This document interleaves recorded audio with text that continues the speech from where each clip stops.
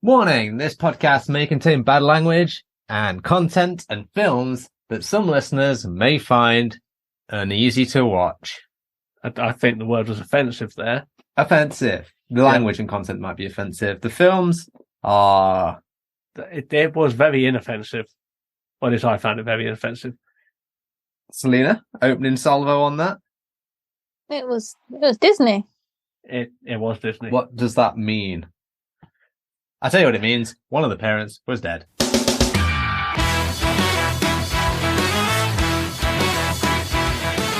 Welcome to Seesaw Podcast. With your hosts, T, Cleaves and Selina. Every week bringing some much needed balance and humour to brighten up what can sometimes be a dark, disabled world.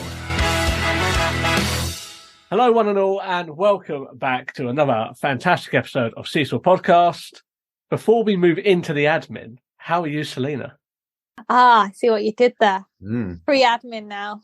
Check in.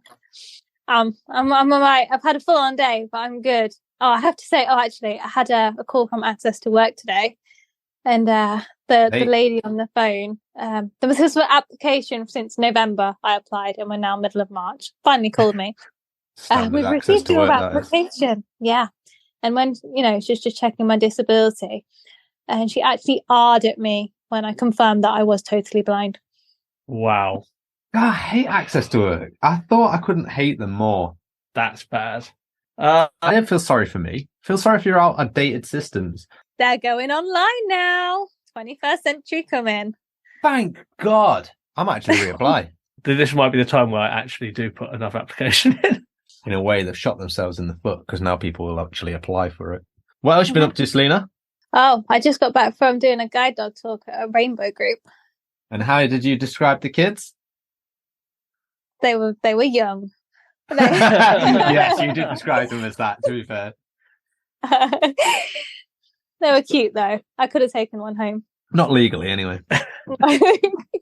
No, I didn't bring one home, but I would like to. Do you think if you asked them to guide you home, whether they would have done it? I don't think, no. I don't know if they would still understood what guiding meant by the end of it. Not that I'm a bad talker about guide dogs. Do you think you're quite a good public speaker? Do you think you could rival Neki on that? Oof, no, not he was another level. But I wasn't bad. Okay, Very nice. Very nice. For American, we'll get reviews from the 47-year-olds. Yeah. See what they thought. Yeah. I was also going to say, for American listeners, rainbow is very much like scouts. Rainbows. Just young scouts. God, girl guiding is worldwide. Oh, come on. We don't need to explain for American listeners. So, how is Cleaves? Oh, good, mate. Nothing really new to report. Excellent. How are you? I was waiting for There was a slight pause. Yeah, just very slight. Yeah, I'm good. Busy at work. Very, very busy Good. season. Was erections. Yes. Lots of erections. Too many. I'm not sure if that's now borderline racist, considering the film we're about to speak of. Now, I said erections because I could I'm work a in child, but I could work in pornography. People don't know. I might have changed jobs. but really we meant elections. Okay. So, are we going to go over what pajamas/clothes we are wearing today? Oh, we should probably do that. I'm going to do it dead quick. I'm wearing this Stiff Little Fingers t-shirt, which is an old Irish band, and it's got loads of like little flames on it. It's like the album cover, inflammable material, and some blue jeans. How 90s of you. Actually, this band was out in like the 70s, mate. First wave punk. Okay. Selina, pajama update. You know what? I nearly didn't have time to change into pajamas after I got back. I was in my girl guiding uniform. Now back in my Grinch pajamas. New pajamas coming soon. Nice. Perfect. I imagine if you said you're still in your girl guiding uniform, we could have probably also put this on OnlyFans.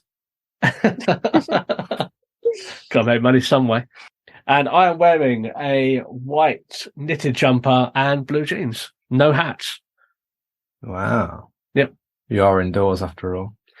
Well, I didn't want to upset Selina today, so I wanted an easy night of recording without any ridicule or... No dice! I want to know though, white, very brave, Any food down you? Any Nope. stains? Any marks? The camera tells all. Well, see, the thing is, food goes in the mouth, and I've got a beard to catch anything that doesn't. So So if I accidentally spill some of this red wine all over it, oh no. I would be very upset because I don't think any amount of washing would get red wine out of this. It is very white. It is.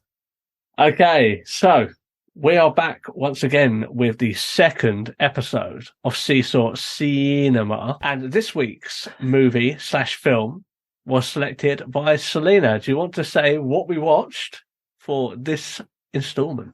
Say what you watched and why you chose it.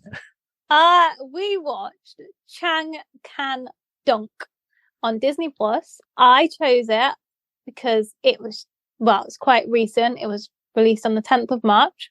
I don't know why I chose it, really. Just looked all right. I like the name Chang Can Dunk. Why not? Well, let me ask you this first of all, right? Considering the time that we're currently recording, Oscar season's been. Now, there's a film that won pretty much every single Oscar this year. Yeah. Or Everything, Everywhere, All at Once. It won like Best Actress, Best Director, Best Editor, Best Supporting Actor and Actress. On Amazon, for free, and it has audio description. But you thought, Chang Can Dunk. No, that's what I'm after. I bet their Disney Plus is fuming as well. But, they're coming at it from the same Asian angle. They didn't win all the awards. Should they? I've watched both of those films, and I can tell you why one didn't. I've only seen the one that we're about to discuss, and I can tell you why this one didn't. And we'll get on to that.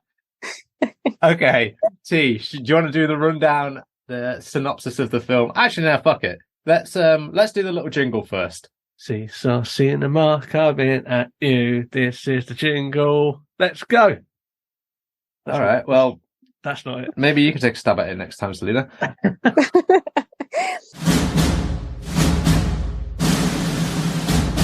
Lights, camera, Audio description. roll film.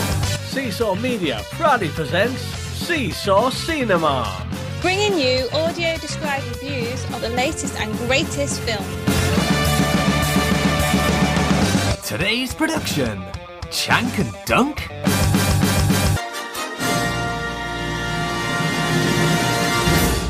Okay, this is your one and only warning. We're not going to do a spoiler warning for anything coming up. This is your warning.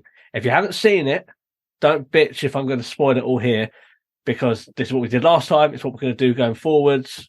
There's not going to be a break where we're going to oh, no, that's the spoilers. No, it's going to be all of it now. So, Chang, last name never mentioned, is a... Sung. Chang Sung. No, I wish. Is a 16-year-old Asian boy. I don't think they ever established that he's Chinese, but Cleaves, you said that it was Chinese. I seem to remember thinking that at the time, but it's now 4 days ago since I've watched the film, and I don't want to appear racist if that wasn't the language that I was listening to. Yeah, so I would say, Eastern Asian. Because there's no point do they ever reference that he's Chinese. He could be Korean, other than the language spoken, It which was Mandarin, though. Yeah, Well, I thought it was. Because I only know that for when I put the audio description on, I think it has the option of watching it in Mandarin as well. So Chang is a 16-year-old boy who is looking to reinvent himself with the new school year. He's really into his basketball and is also in the marching band. So what a cool kid this guy is. In efforts to reinvent himself, nothing really happens for a while, let's be honest, until until a new girl comes to the school named Christy. And in typical Disney fashion, it's very much got to pair people up in, traditional heterosexual relationships. So he starts being flirtatious with her. And very quickly, one of the popular boys takes a liking to her and tries to push Chang out of the picture. Popular boy is really good at basketball, can slam dunk and all that sort of jazz. And so Chang bets this other boy who I can't remember his name. Joe? White boy. Matt. That's it. He bets him that he'll be able to dunk a basketball by the end of the term. So in 12 weeks, Chang then gets a coach. So someone who's doing YouTube videos, but is also like quite a good basketball coach. They pay the guy, Chang and his friend, by making his content Michael Bay-esque, they say. And Michael Bay? Yeah. So that's how they pay him. And this guy starts to train Chang. And to his credit, Chang works really hard to try and be able to dunk. He's not a tall lad. Well, he's average for that age, I'd say. But he really wants to dunk this basketball for reasons unknown to many people. For the girl, I assume. So the big day comes where he's going to be dunking in front of the entire school. He's got support of the marching band there, and the jocks are also there to watch. Turns out Chang cheated. Twist. That was a big twist. Yep. He dunks, man. He He dunks. dunks. And there was 45 minutes left, and I thought, well, what's going to happen now? Yeah, I thought that as well. I was like, what? So he does achieve his dunk by cheating. He then becomes a viral sensation, being on ESPN and any other. No one realizes he's cheated at this point, though. No. It was unknown that he'd done this. So he becomes a viral sensation. He's on ESPN. He meets a lot of the celebrities. Fame goes a bit to his head. And he becomes a bit arrogant very quickly, which, fair enough. He's a kid. Yeah, what else is going to happen? So it's found out that he has cheated because some bloke on YouTube manages to look at the camera and see that the net's been lowered. The net is a little bit lower than it should be. His life kind of falls apart, or as much as it can do, in the remaining, 25 minutes of the film. And he realizes that he just has to be himself, and that's the best self he can be. So he decides to sign up for the basketball team, carry on with his band, makes up with the girl, Christy, who is upset with him for, leaving them at the party. And also, it gets to the end of the film, basically, and he's playing for the team. Now, one thing I will say, contrary to the title of the film, Chang Can Dunk, we never see him dunk. Outside of the cheating. I want to know, because I didn't know at the end. Did he dunk at the end? No, it cuts to black. No, Oh. Soprano style. Oh. We never see him dunk outside of the cheating. Every other instance, he doesn't dunk. So what you're saying is this film should be called Chang Can Dunk ? Yes. Chang can questionably dunk. What you've also written on these notes here is his mum is also there.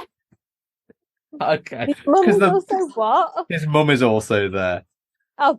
Because the B story is, for some reason, he doesn't get along with his mum until he does at the end. Yeah, it was. I don't understand that. He kind of has a weird relationship with his mum, which doesn't start off that way, and then it's sort of brought in as a plot point half an hour in. It does feel that way, yeah. And it just feels like initially it's just teenager and mum, and then all of a sudden they're not properly getting along. And then they get on at the end. Because she helps him with his training. Am I getting the feeling that you guys didn't like the film? Before we get on to our opinions, the last thing I want to say is the actress who plays his mum is named Mardi Ma. And if you're from the Midlands in the UK, Mardi means you have a bit of a strop on. And she seems to. Do you the entire like film. you still need to, like your explanation was with like another colloquialism. Yep. And I don't think I said it, but Chang is played by actor Bloom Lee. So that is this basketball film. Now, let's start with Selena. How did you find the film? I think you two are going to go hard on me today. Well, you watched it at least. Yeah, I watched it because I picked it. Well, that's good, because last time you only watched half a fucking hour. Yeah, well, I'm glad of that. That was a third of this film, at least. I wouldn't have got those hours back. Yeah. Yeah, exactly. It wasn't too long. It was manageable. That was good. I thought it was all right. It had some good plot. I loved the twist. That got me. Didn't see it coming. Cheated. Shock. But on the whole, I'm a Disney fan anyway, I'm sure, as people know, with my pajama choice. So, yeah, thumbs up. Right. I'm sort of with you. I didn't expect him to have cheated. I expected the film to roll out without the cheating element. As in, he dunked, and I was like, great, film over. Mighty Ducks ended. Done. And then I was like, gosh, wow. There's like another 40 minutes of this film. And let's hope 10 of them's credits. I was like, what's going on here? And then like he starts going to ESPN and things like that. And I thought, it's just going to be one of these things where fame goes to his head. He loses his friends and family, but then gets them back at the end. Didn't realize he was going to have cheated. So I will say that did take me a little bit by surprise. It was different in the sense that when I think of a Disney film, I do think of that whole Mighty Ducks underdog to riches story at the end. And I thought it was just going to be one of those films where Chang eventually learns to dunk. Because it's Disney, he does dunk, people love him, and I thought that'd be the end of the film. Roll credits. But it wasn't. It had that bit at the end, and I did like that because I wasn't expecting it from a Disney film. Okay. I thought the film was okay. I know it was only 90 minutes, but I did find myself checking around halfway to see how long was left. And when I saw there was 40 minutes left after he cheated and did the dunk at the school, I thought, for fuck's sake, I have 40 minutes. I also checked at that point. I did as well. But I didn't. Yeah, that's. I mean, the pacing was odd. Yeah. But I didn't think. Oh no, 40 minutes. I thought, how are they going to fill 40 minutes for this now? Yeah, it was a bit mixed up with certain things that kind of brought me out of it a little bit. Like we've already said, his relationship with his mum. I don't think that really. I don't think it added anything to the film particularly. No, it did. Okay, so let's look at this from Asian American protagonist. I think it was bringing out that cultural element, which was kind of good to Disney. As far as I'm aware, they've not done much from that culture before, and I think it's that Chinese culture. Well, yeah, that was a long time ago. It's that pressure in that culture to achieve well, study well. So I think that's where it was coming out with the mum-son relationship about how he should be being a good boy and volunteering and focusing on, things like that. That's absolutely fair. That's fair, yeah. And, and the mum worked hard as well, didn't she? That's a very, I suppose, stereotypical thing. Was it too stereotypical? I mean, I'm not expecting an answer from anyone there because I have very little knowledge of culturally how that dynamic would be, so I can't really speak on that. But fair enough. Like, I think it was stereotypical from a Disney standpoint in the sense that one of the parents were either dead or gone, and his dad was gone, wasn't it? But the girl in it wasn't one of her parents dead. Yeah, her dad. Yeah. Like, it sounds really harsh, but I've watched so many Disney films now that I'm just sort of waiting for it. It doesn't even hit me as a sad plot point anymore. I'm just like, well, when's the dead parent gonna not show up? I think the other side of it that I was a little bit confused about was the white boy, Matt. They start off as like, it was very clearly like a jock bully dynamic. They lock him in the basement at a house party. Oh, yeah. And then throughout the rest of the film, it seems like that guy isn't actually that bad. And I'm just going to say it. Chang is a bit of an arsehole throughout the entire film. I didn't really like him as a character. I wasn't really rooting for him. What was the deal with the hair shaving thing? I don't know. That was the original bet. The Pokemon card, though. He never had to hand over the Pokemon card, did he? No. I don't know. I just didn't like Chang. Like, Chang just seemed like a bit of an arsehole. They're trying to make him out to be a hero, sort of like an underdog. But then a lot of the scene, outside of like the locking him in the basement, the other guy seemed fine. Yeah, I think it was all fine. I think the point that Disney was making doesn't matter if you're black or white or Chinese or blonde, blue-eyed or 5'8" or 6'2". Good save. Everyone can be friends and happy. It doesn't matter who you are and where you're from.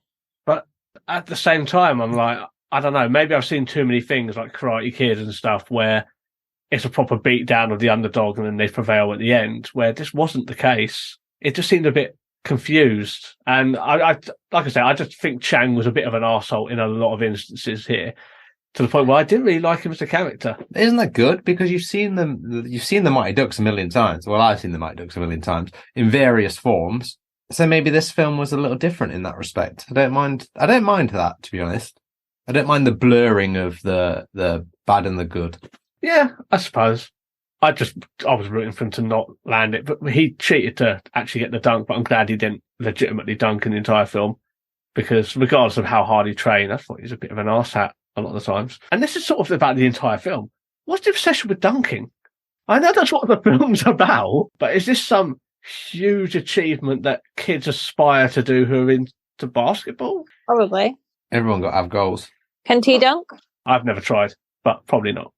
With that archer's physique, come on. Can I shoot the ball? Okay, well, I'm going to give it a thumb in the middle. I thought it was okay. So it's going to be like 9 or 3 o'clock sort of level. Didn't hate it. Didn't love it. It was fine. I wouldn't watch it again. Let me personally. quickly ask everyone about the supporting cast. The girl that was in it, the friend, and the coach. Everyone Okay. happy with those characters? Yeah. You were good with that? I mean, happy that they're the 3 main characters you want to talk about. Oh, no. I liked the coach. entertaining. The coach was quite entertaining. His friend, a bit boring, whatever. And then the girl, so generic. I'm like, oh, he's got a Metallica t-shirt on. Oh, yeah, but I only like the ones. People like different things for different bands. I'm like, fuck off. People can have different. It really annoyed me, actually.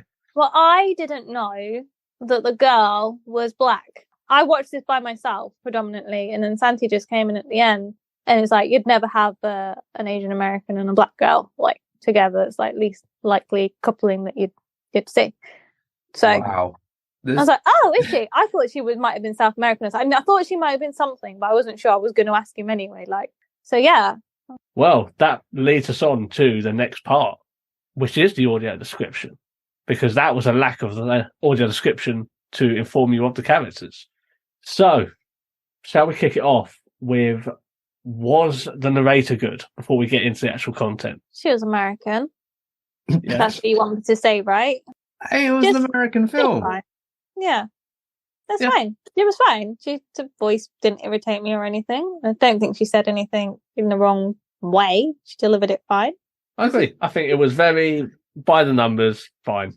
Didn't subtract away from the film itself, like with a weird voice or something like that. I've always find that the best narrators are the ones that sort of blend into the background, that you kind of forget that they're there. So as far as the audio description, next question, what do we think about the detail that went into this audio description? I needed more. Well, we didn't know each of the people's ethnicities, but then arguably someone's going to ask the question, does it matter? I think if you are going to be like having so many sort of like cultural relevant aspects to your film, you need to identify the ethnicities of your leading cast at least. It lacks a lot of detail in a lot of things. So even with like the training montages, it lacked a lot of detail. There was one scene where it was like a 3-on-3 training section with his coach and some other guys. And it was literally, the setup was, oh, it's a 3-on-3 training, and then like nothing. Oh no, I didn't think it was too bad. I think, was it the one where she was talking about someone lifting weights whilst then it cuts to his friend like doing videos? Yeah, but this was actually when they were playing like that 3-on-3 game. Yeah, I think Like- that was fine. And the coach passed him the ball and he went for the dunk. He didn't dunk, he scored. I knew what happened then. I don't know if I needed to know anything more there. There's a lot of dead air. I just thought there's a lot of dead air.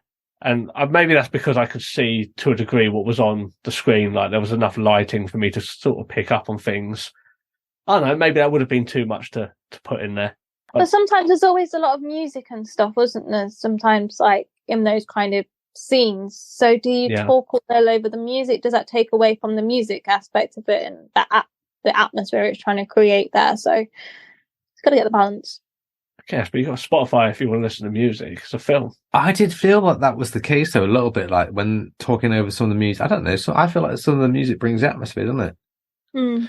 Especially when his like love interest was into like 90s rock, and then like a lot of the shit wasn't even from the 90s. That pissed me off. But anyway, that's by the by. That's just a personal gripe. But they did speak over the music a little bit when I don't necessarily think they needed to. But then at the same time, I do sort of agree with you, T, that there was dead air spaces when stuff potentially could have been added to.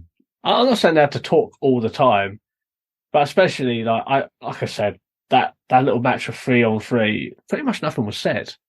And I could see that people were like running around him and like he was trying to defend and stuff like that. But the audio description said nothing about that. And there's one thing that I didn't write down, but I meant to write it down. There's one scene that it's in the montage again. He's got like a big exercise band, and it says Chang is pulling Dre, I think his name is his coach, is pulling him along with this elastic band. It doesn't at any point say whether he's wearing roller skates or anything like that. How is he pulling him? If you're going to make the effort of saying that that's something that's happening, you need more context as saying who's wearing the roller skates. I didn't know there were roller skates involved. Neither do I, because I couldn't see it. All I could see is that he was pulling him along, but I assume there'd be roller skates or something. I can't remember how he was pulling him along. Wasn't he sat in something? I don't know. Yeah, okay. It's little things like that. You could just add two words to give a bit more context to that entire scene. All I know is he was pulling him with a giant elastic band. But that's the thing as well, though. Like at one point, I'm not talking about his training. He does deadlifts. I know what deadlifts are, but I don't know if everybody knows what deadlifts are. It's how it's described. But you ain't got enough time to describe like what deadlift is, have you? In the space of I don't know, a couple of seconds. But do we need to know deadlift, or would it have been fine that he's lifting weights? Like, do you know what I mean? Oh yeah, you could have said weightlifting. Yeah, that's a good point. Just shoulder lifting or something, or just a bit more. Yeah, that's a good point. Leg exercises, like weightlifting for his legs and stuff like that. Yeah, there's ways of describing it without going into the details of it. It wasn't the worst audio description I've ever heard. But how is the romantic scene described when he kisses Thingy at the end? Christy? Wasn't really. I mean, they kiss. That's about it. I seem to remember me thinking, oh, that's cringy, but I can't remember very There were heart emojis. Oh, yeah, there was heart. Yeah. The whole film had the sort of viral video aspect to it, didn't it? Like, the Chang meter when he was like dunking and shit. Yeah. The Chang meter's gone down because he's not doing it. Oh, wait, hang on. Wasn't that a 3-on-3 game? Yeah, but that's all they basically said. I don't know. It was fine. One aspect of this as well. How do we feel the handling of the subtitles was with this? Because there was a lot of Mandarin. I thought, well, that's good. I mean, I would have been screwed without it. And describing, translating, so... Does the main translator read all of it? The main audio describer? Yeah. Okay, that's interesting. Because I mentioned at the top of this that I'd watched Everything Everywhere all at once. And there's a lot of subtitles in that as well. And I turned the audio description on for that just because there were so many subtitles. But they have two different narrators, and the narrator that reads the man parts was fucking awful. So I'm sort of glad that the audio describer on this one reads everything, and it's that same tone and context. Yeah, I agree. I think it was fine. I think this is more of a barrier, but the only thing I'd say is this is just more of a barrier of how different languages work. I found that the reading of the subtitles, there's a lot of space in between them, because clearly in Mandarin, it takes a little bit longer to express what was said within the English language. And there were times where it's like, okay, they'd read the subtitle and I'm like 5 seconds, 10 seconds. The characters are still talking, and then we'll read the next section. And I don't think there's any way around that at all, but it's just something to note. But the subtitles would have been the same. It would have come up on the screen, like the whole thing, wouldn't it? And they'd gone off, I assume, once she'd finished speaking. But you would have read it, if you're reading it yourself before they'd necessarily finished speaking. That's true. I also thought it was quite interesting with this instance, because they were Asian American. It was very much a hybrid approach of some of the conversations were in English, some were in Mandarin. Even within sentences, even within the same conversation, there was switching back and forth. And I think the audio description did a really good job of that. So thumbs up for that. Overall then, guys, would you recommend Chang to a friend? Would you say you can dunk, and should they dunk, and should they watch it? Well, not now that T spoiled the whole thing at the beginning, so not this. Well, but no, I think it's a good modern day Disney film. You wouldn't necessarily know it's Disney. I don't. It's a Disney original, but yeah, for a Disney fan, definitely. I liked it, actually. Now I think about it more. Now I've talked about it with you guys more as well. I liked it. I feel like you've had to stick up for it more. Maybe. But no, it's modern. I think it's, it's relevant to today's audience, but not too in your face. And you know, one bit I really liked, because I didn't think they would do that because it's Disney. At one point, Chang goes, when he's been accused of cheating, he brings out the race card. He He does. does, yeah. Wow. I don't know whether I enjoyed that. I can't say I enjoyed it, but I didn't expect that from Disney. No. So, yeah. I didn't mind it overall. You know, I wouldn't say go out and watch it, but I would say if you've got an hour and a half to kill, not the worst way you could spend it. Pretty solid. I think if you can get past the fact that the film's called Chang Can Dunk, if you can get past the fact the film is called Chang Can Dunk and he doesn't dunk once, then I think you'll enjoy He it. does dunk, just not at the appropriate level. So he doesn't dunk by definition. I mean, he does dunk. He does dunk, yeah. Yeah, but that's like saying that he had some Dairy Lee, like a Dairy Lee snack box in the film. He technically would dunk then as well, but, you know. It's not like that, is it? It is the same. If we're talking about the literal word of dunking. It's like saying that you can push someone's head underwater or something. Yeah. It's not. No. He did dunk a basketball, just not at the appropriate height. Okay. And he might have done it at the end then. Yeah. We'll never know. Up for debate. Until they milk it and it does well and they'll call it like Dunk 2. Chang 2 can dunk. Yep. Or new Space Jam with Chang. Oh, man. Space Chang. Yep. Love to see that. Yeah. I think it's very inoffensive. I'm not going to watch it again. I wouldn't necessarily recommend it to people, but I think it was fine. It was inoffensive. Chang's an arse. But That should. that's my line off on it. I think it's a bit of an arse. So, we hope you've enjoyed this episode of Seesaw Seenema. Until next time, have a dunktastic day. Yeah, happy with that sign off, are you? Not really. Bail me out, please, someone. Thank you for listening to Seesaw Podcast. Your feedback and comments mean a lot to us, so if you'd like to get in touch, you can do so in the following ways. You can find us on Twitter at Seesaw Pod, Facebook, Instagram and YouTube at Seesaw Podcast.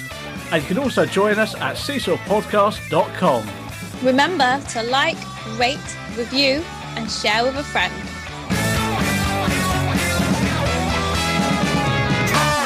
This podcast was recorded in front of a blind audience.